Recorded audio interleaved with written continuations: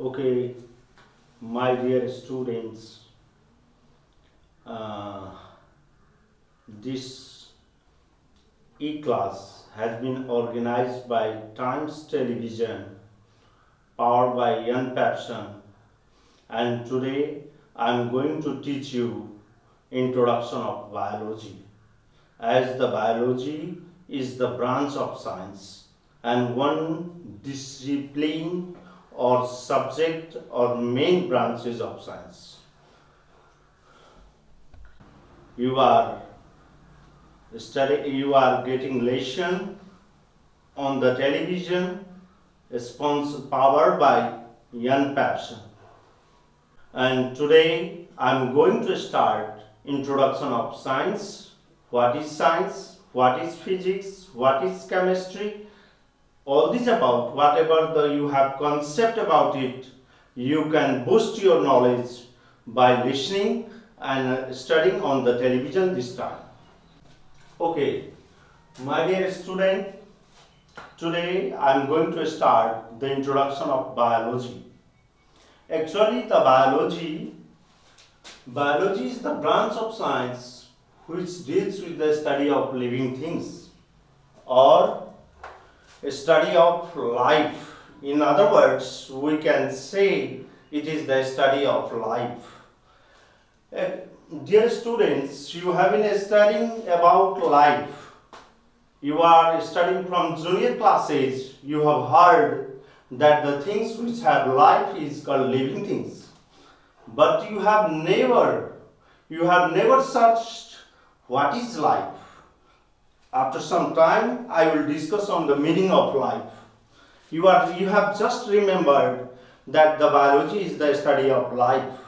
But actually, what is the meaning of life? What is meant by life? Later on, I will discuss on this topic. I want to say the word biology is made up of two Greek words. The here, bios and logos. Bios means life and logos means study or discourse. So the biology, the meaning or literal meaning of biology is study of life or discourse of life. Botany, there are three main branches of biology.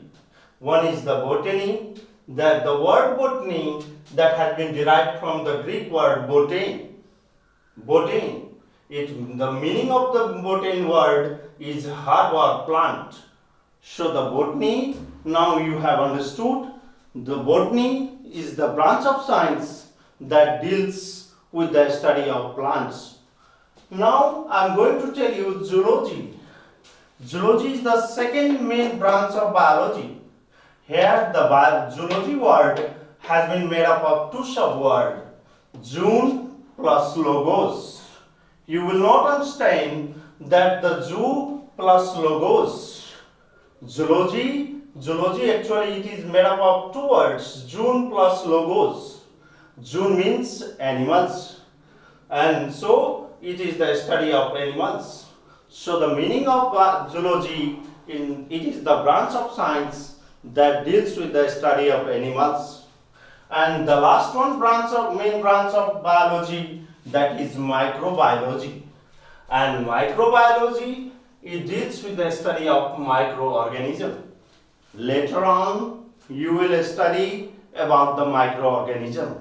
When the chapter will be started, I will discuss about the microorganism, microbes, germs, pathogens. I will make you clearly understand about the meaning of microbes, microorganisms, germs or pathogen. Here I want to say the word biology that has been given by two famous scientists, Lamarck and Travarenus. About in biology, we are studying about 1200,000 species of animals and 500,000 species of plants which have been identified so far. Biology as a subject or discipline, it has been started first by the Greek and Romans. सब biology एउटा विषयवस्तुको रूपमा सबभन्दा पहिला Greek र रोमनहरूले सुरुवात गरेका थिए, and later on all other countries have followed the Greek and Romans, and so the biology has been taught in the different countries of the world today. Now as I have told, the biology is the branch of science that deals with the study of life. So I want to discuss about the life. What do you mean by life? Life is a unique, complex organization of molecules expressing itself through chemical reaction. Important aspects of life. If we want to know about the meaning of life, we have to go through all these points. First of all, the levels of organization. Levels of organizations. Second, the molecular basis of life. And third one, the life as an expression of energy. And the fourth one, open system, steady state and homeostasis. And the fifth one, adaptation. And sixth one, the organism, so metabolism. And the seventh one, organism can respond to their environment. And later on, organisms are capable of growth. Organisms reproduce, nutrition, movement, and death. Now I am going to study all these essential aspects of life, meaning of life, actually the levels of organization. I am going to start from here. Levels of organization, the living and non-living things are made up of same element. Living and non-living things are made up of same element. Just like our body has been made up of 6 elements: carbon, hydrogen, oxygen, nitrogen, sulfur, phosphorus. About 96% of our body has been made up of all these 6 elements, and the rest 4% of our body that have been synthesized by other elements. So whatever the living things and non-living things, they are made up of same element, and they are subjected or governed by the same laws. Actually, what will be the laws, physical laws, that will be applied on the living things, that will be also applied on the non-living things. The organization starts with atoms and ends in the body of organism. In the case of living things, the level of organization begins from atoms and ends in the body of organism. Now I will discuss this thing later. The non-living organism, whereas in non-living things, the organization ends in compounds. They extend up to the crystals, colloids and mixtures. Just like I am going to tell you, non-living things have been made up of atoms or molecules, and later on the atoms unite to form molecules or compounds. They have been changed into crystals, colloids and mixture. Just like in the case of non-living things, just like sand and sugar mixture, there is sand and sugar, so they are the mixture, and the resulting substance which have been obtained by the sand and sugar, that is example of mixture.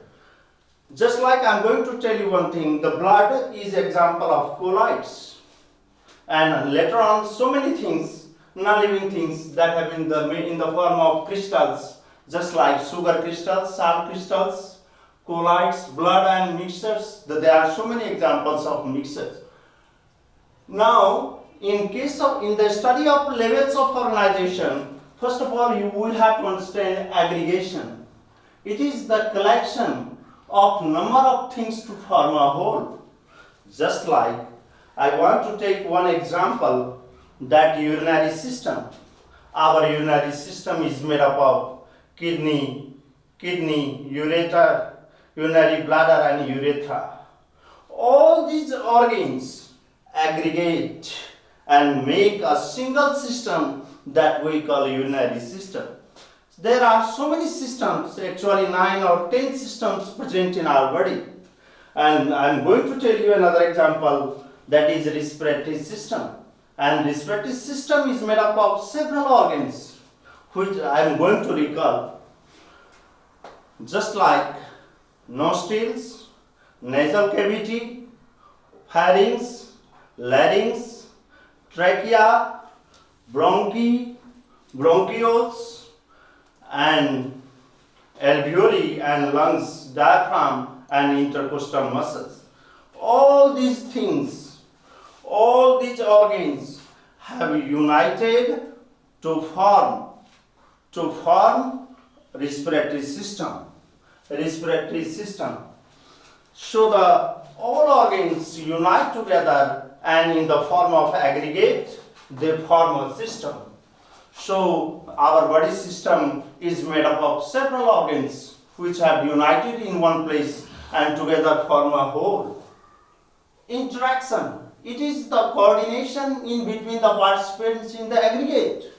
Just like I'm going to take another example, just like the function of urinary system. In case of urinary system, kidney helps in the formation of urine.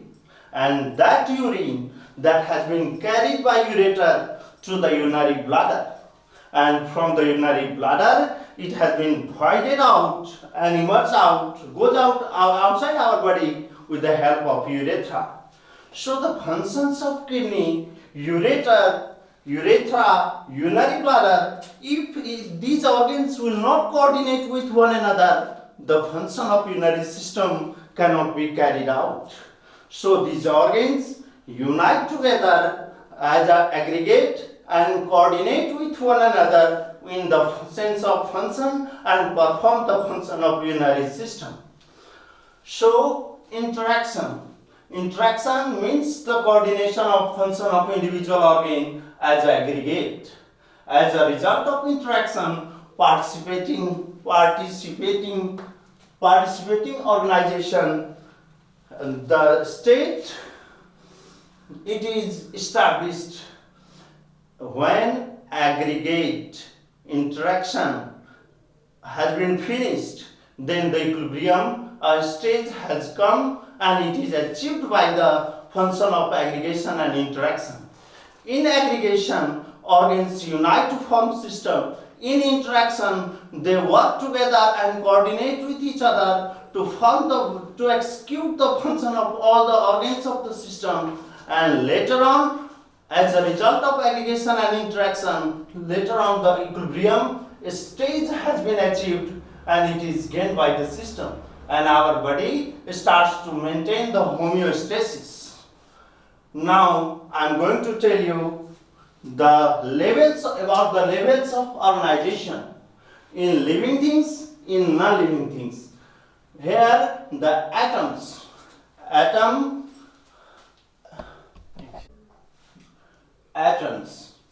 We have known about these facts. Each and everything in this universe is made up of atoms or molecules or compounds. So in the beginning, atoms exist and atoms unite together to form molecules and compounds. These molecules or compounds, in the case of non-living things, it will extend up to colloids, crystals and mixtures. It is the end stage of level of organization in case of non-living things. In case of non-living things. In case of living things, molecules and compound unite to form cells. Cells unite to form tissues. Tissues unite to form organ system. And organ system unites to form individual. When a people becomes individual and the several people unites to form the population and population unites to form community, later on community changes into ecosystem and ecosystem form the biosphere. We have known to the fact biosphere is the part of the whole living organism which unites to form the biosphere. Biosphere is the region in which the living things exist. So the living zone that has extended up to the biosphere in case of level of organization in living things. Now the molecular basis of life, micromolecules of life, water molecules, minerals, monosaccharides, disaccharides, lipids, amino acids, nucleotides. These are the examples of micromolecules of life. Actually, these micromolecules unite to form the macromolecules. In case of our body, these micromolecules and macromolecules function together and establish a healthy relationship with each other and take the form of life on the earth. Macromolecules of life, polysaccharides, proteins, nucleic acid, they are the compounds of micromolecules. So the molecules, micromolecules and macromolecules, these are the molecular basis of life. Actually, the function of life that is performed by this combination of micromolecules and macromolecules. And there is a harmony between the micromolecules and macromolecules. Life as an expression of energy. During transformation of energy, some quantum of energy is lost. Just like in the case of human being eats food and they get chemical energy in the form of food. This chemical energy that will be digested and changed into muscular energy. And when we speak, muscular energy will be changed into sound energy. When we walk, it will be changed into kinetic energy. So, during the transformation of energy, some energy is lost. Some energy is lost. The capacity to do work that also decreases and there will be disorder in the energy distribution system. This state is called entropy. I want to recall about these things. In the case of human beings, when human beings eat food, they take the food in the form of chemical energy. This chemical energy, after digestion, it will be stored in our muscle and liver as a glycogen. And you know, this glycogen will be stored in our muscles and liver as a muscular energy. When we speak, this muscular energy is changed into sound energy. When we walk, this will be changed into kinetic energy. During the transformation of energy, some energy is lost, and that energy decreases the capacity of our body to do work, or this state is referred to as entropy. In case of organism, when the value of entropy is more, there will be lifespan will be shorter, and when the lifespan will be shorter, the person suffers to the death earlier. So in the case of entropy, higher the value of entropy, lesser will be the lifespan and earlier will be the death of the person. To understand the meaning of life, another point is open system, steady state and homeostasis. Continuous supply of energy and matter from outside. Just like in case of human being, we eat food, we get energy, we take several types of food materials, and with the help of eating or feeding process, we get energy and matter. And so, in case of our body, there is an open system.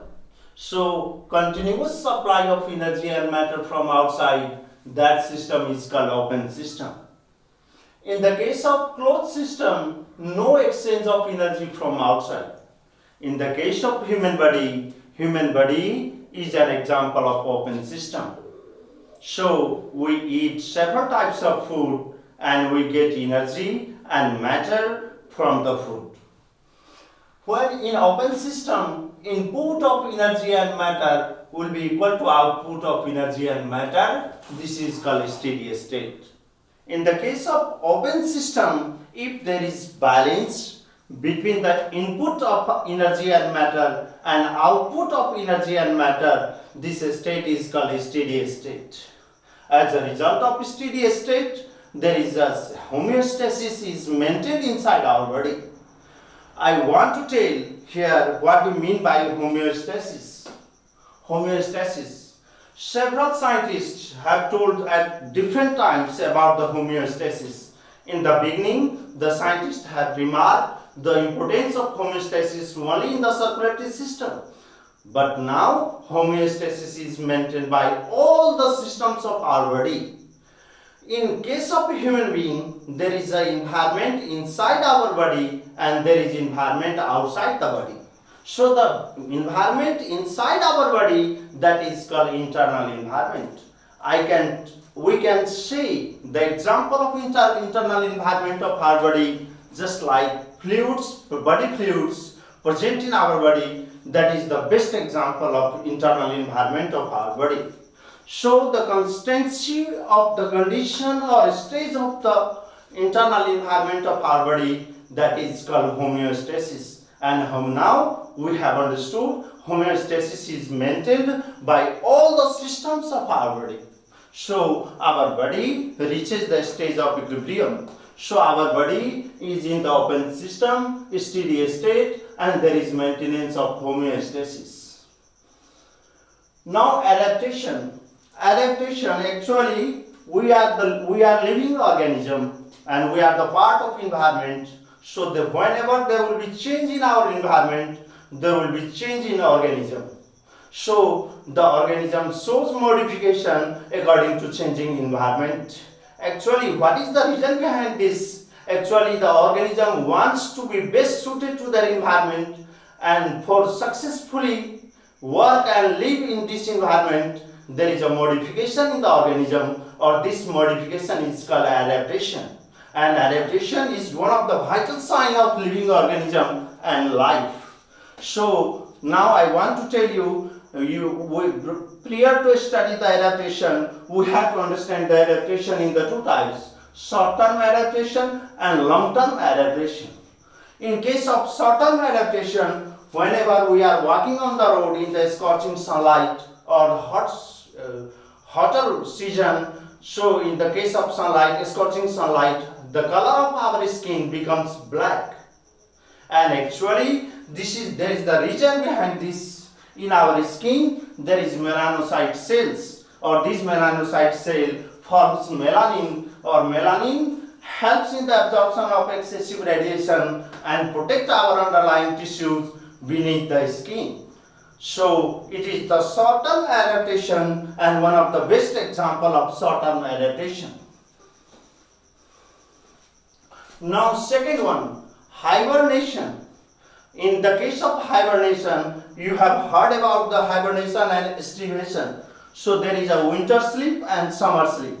Winter sleep is called hibernation and summer sleep is called estivation. And you have already heard some organisms goes in hibernation. So during hibernation, there will be the slowing down of metabolism, or during that hibernation period, fat deposit present inside our body or body of organism that provides the energy to the organism.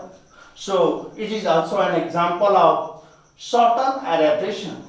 In the case of dormant period, in the case of dormancy, the certain seeds suspend their metabolic activities and goes in the dormancy. So during the suspension of metabolic activity, there will be the energy. That energy will supply of energy that will be broken by the germination of seed. So the dormancy will be broken by germination of seed. So these are the examples of short-term adaptation. In the case of long-term adaptation, I want to recall all those examples that have been given here. Thick tail of kangaroo that acts as the fifth limb in the case of body of kangaroo. Female Anopheles mosquito has sucking and piercing type of mouth part. It helps in the sucking of mammalian blood. So mosquito becomes sanguivorous. Mosquito is a blood eater, so it is known as sanguivorous. You have understood, you have studied that the organism which depends on the plants, they are called herbivorous. Those depend upon the other animals, they are called carnivorous. And those depend upon the blood, they are called sanguivorous. And leaf changes into a spine in the case of desert plants to reduce the loss of water from the plant body. You have even also found in the case of desert plants, there is no leaf, or either if the leaf is present there, leaf will be changed into a spine, or stem is covered by thick wax. All these things has been made by the nature actually to reduce the loss of water from the plant body, or this will check surely the rate of transpiration, and rate of transpiration will be reduced. And the night blooming flower, they are white in color and scented. What is the reason behind this? Actually, in the case of night blooming flower, their color will be white and they will be scented. Actually, what is the reason behind this? The reason behind this white color and the presence of fragrance helps in the attraction of pollinator. Or pollinator ensure the pollination, or it helps in the survival of organism. So it is one of the example of type long-term adaptation. Can you tell me? There will be a question to you. Polar bear is white in color. What is the reason behind this? Polar bear is white in color. What is the reason behind this? It is an example of a long-term adaptation in the case of polar bear. I will give you several questions. In the case of long-term adaptation, people's thumb is opposite to fingers. People's thumb is opposite to fingers. Why actually this is? There is a reason behind this. It is for the better grip.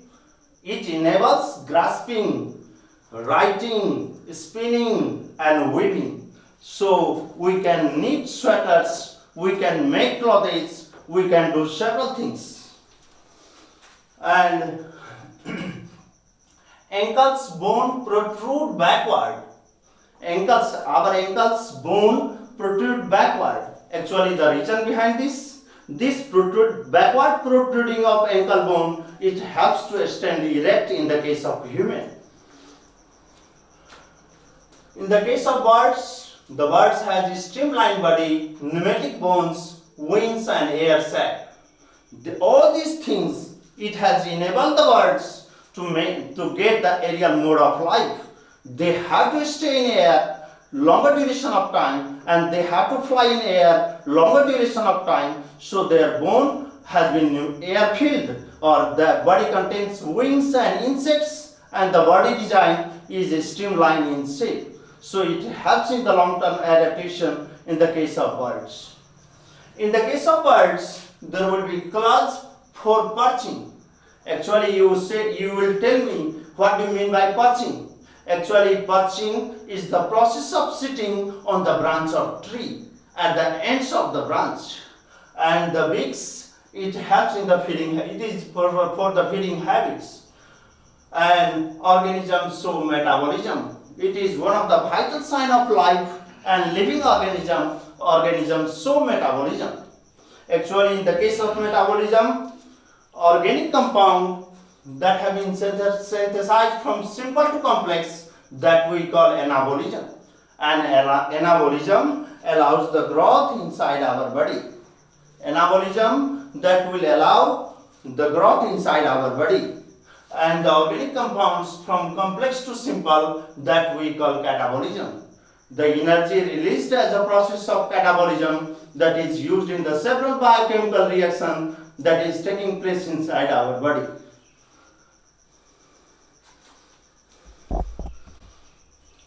Organism can respond to their environment. Actually, I want to discuss, there are life exists in the two forms, animals and plants. So some animals and some plants, they show their response toward the stimulus. Any change in our environment, that we call stimulus. And our body responds to in relation to stimulus, that we call irritability, or that we call response.